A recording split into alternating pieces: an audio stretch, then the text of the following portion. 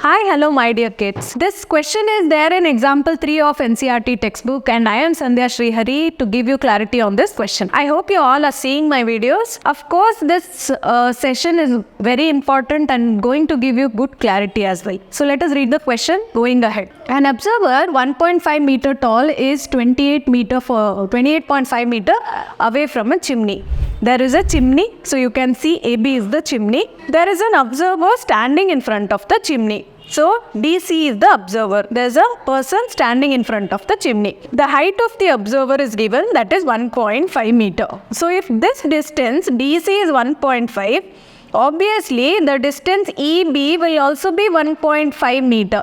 That is the main part of the question. The angle of elevation from the top of the chimney from her eyes is 45. So if this is the eye of the observer, he is looking at the top of the chimney. So AD is the line of contact. The angle of elevation is 45 degree. What is the height of the chimney? So I have to find the complete height of the chimney. But in this case, I will take H as the height of AE, distance AE, that is only the upper part of the chimney. Later on you will get to know why am I doing like this. So first I am taking in triangle AED, the upper part of the triangle AED, okay, in triangle AED. Of course, if this distance, see, the observer is at 28.5 meter away. This distance is 28.5. Obviously, the upper part will also be 28.5. This distance will also be 28.5 meter.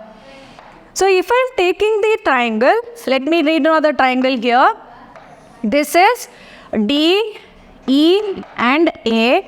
So this was H and this is 28.5 and this is my angle 45 degree.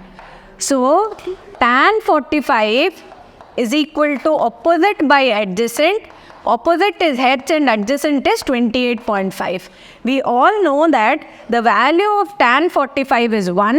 1 is equal to H by 28.5. Flipping it up, the height is 28.5 meter. But this H is not the complete height of the chimney. This is the upper part and lower part is the 1.5. So total height AB is equal to H plus 1.5, that is 28.5 plus 1.5, which is 30 meter. So the complete height of the chimney is 30 meter. See all of you?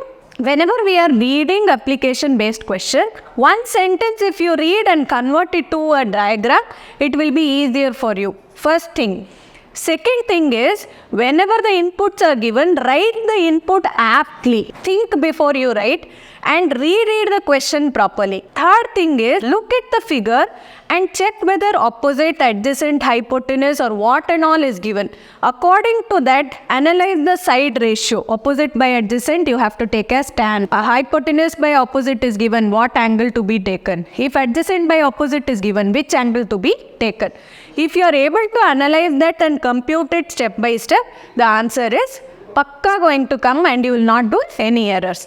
So this was the example 3 of NCERT trigonometry application based question.